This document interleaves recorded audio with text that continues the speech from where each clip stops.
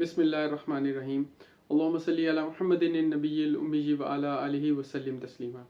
خواتین و حضرات، چوتھے پارے کے شروع میں اللہ تعالیٰ ارشاد فرماتے ہیں کہ تم اس وقت تک بھلائی کو نہیں پہنچ سکتے جب تک اس چیز کو خرچ نہیں کرتے جو تمہیں محبوب ہے، اور جو کچھ تم خرچ کرتے ہو اللہ اس کو خوب جانتا ہے۔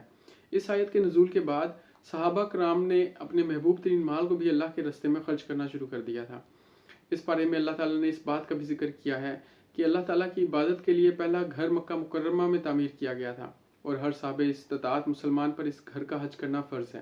اور اللہ تعالیٰ نے یہ بھی بتایا کہ جو بھی اس گھر میں داخل ہوتا ہے اس کو امان حاصل ہو جاتی ہے۔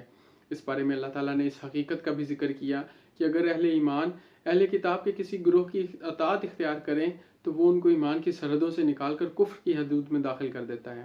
اس بارے میں اللہ تعالیٰ نے تمام مومنوں کو اس بات کی نصیحت کی کہ ان کو اللہ کی رسی کو مضبوطی کے ساتھ تھام لینا چاہیے اور تفرقے میں نہیں پڑنا چاہیے۔ اللہ تعالیٰ کی رسی سے مراد قرآن مجید ہے۔ اگر تمام مسلمان مضبوطی کے ساتھ قرآن مجید کو تھام لیں تو ان کے باہمی اختلافات بآسانی دور ہو سکتے ہیں۔ اس بارے میں اللہ تعالیٰ نے اس بات کا بھی ذکر کیا کہ قیامت کے دن اہل ایمان کے چہرے سفید اور ایمان کو ٹھکرانے والوں کے چہرے سیاہ ہوں گے۔ سفید چہروں والے اللہ تعالیٰ کی رحمتوں کے مستحق ٹھہریں گے، جبکہ سیاہ چہرے والے اپنے کفر کی وجہ سے شدید عذاب سے دوچار ہوں گے۔ اللہ تعالیٰ نے اس بارے میں اس بات کا بھی ذکر کیا کہ مسلمان بہترین امت ہیں جن کی ذمہ داری نیکی کا حکم دینا اور برائی سے روکنا ہے۔ اگر ہم صحیح معنوں میں بہترین امت بننا چاہتے ہیں تو ہمیں امر بالمعروف اور نہی عن المنکر کے راستے پر چلنا چاہیے۔ اس کے بعد غزوہ بدر کا ذکر ہے کہ اللہ تعالیٰ نے نبی کریم علیہ السلام سے وعدہ کیا تھا کہ مسلمانوں کی نصرت کے لیے 3000 فرشتوں کو اتارے گا، اور اسی طرح اللہ تعالیٰ نے یہ بھی ارشاد فرمایا کہ اگر کافر مسلمانوں تک رسائی حاصل کر لیں اور مسلمان صبر اور استقامت سے ان کا مقابلہ کریں تو اللہ سبحانہ و تعالیٰ 5000 فرشتوں کو مسلمانوں کی مدد کے لیے اتارے گا۔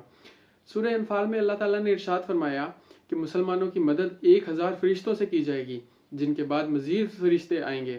اللہ تعالیٰ نے ساتھ ہی یہ بھی فرمایا کہ فرشتوں کی مدد تو ایک خوشخبری اور بشارت ہے، وگرنہ اصل میں تو مدد فرمانے والا اللہ تبارک و تعالیٰ سبحانہ کی ذات بالا صفات ہے۔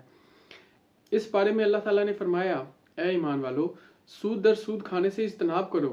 اللہ تعالیٰ نے مسلمانوں کو جنت کی طرف تیزی سے بڑھنے کی تلقین کی اور کہا کہ جنت کا عرض زمین اور آسمان کے برابر ہے۔ اللہ تعالیٰ نے جنتی مومنوں کی یہ صفت بیان کی کہ جب ان سے صغیرہ یا کبیرہ گناہوں کا ارتکاب ہو جاتا ہے تو انہیں اللہ کا خوف دامن گیر ہو جاتا ہے، اور وہ اللہ سے اپنے گناہوں کی معافی مانگتے ہیں، اور اللہ کے سوا کون گناہوں کو معاف کر سکتا ہے۔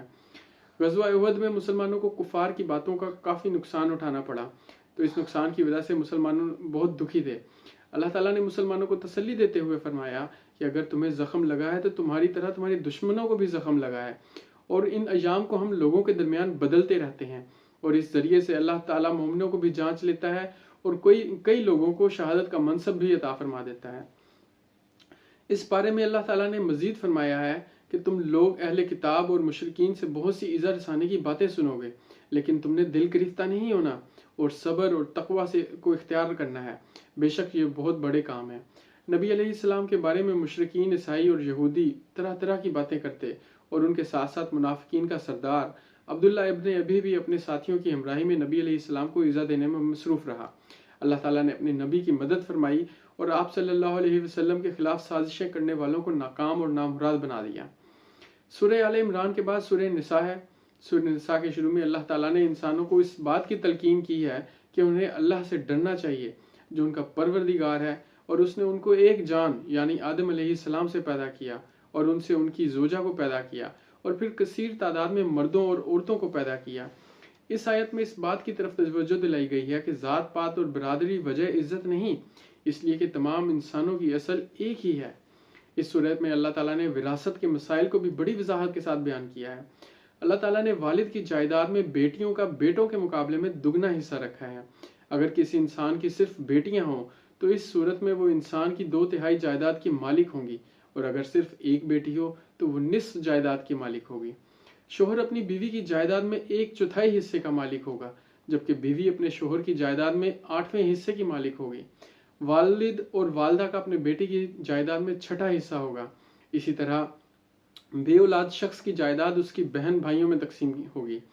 جائیداد کی تقسیم سے قبل انسان کے ذمہ واجب الادا قرض کو ادا کرنا چاہیے، اور اگر اس نے کسی کے حق میں کوئی وصیت کی ہو جو 1/3 سے زیادہ نہیں ہو سکتی تو اس کو ادا کرنا چاہیے۔ اس سورہ میں اللہ تعالیٰ نے حق مہر کے حوالے سے بھی ارشاد فرمایا کہ انسان اپنی بیوی کو حق مہر کے طور پر خزانہ بھی دے سکتا ہے، اور انسان کے لیے جائز نہیں کہ حق مہر دینے کے بعد اس کو واپس لینے کی کوشش کرے۔ حکم ہوا کہ حق مہر کو کم ہو یا زیادہ ادا کرنا چاہیے۔ دعا ہے کہ اللہ تعالیٰ ہمیں قرآن مجید پڑھنے، سمجھنے اور اس پر عمل پیرا ہونے کی توفیق عطا فرمائے۔ آمین یا رب العالمین۔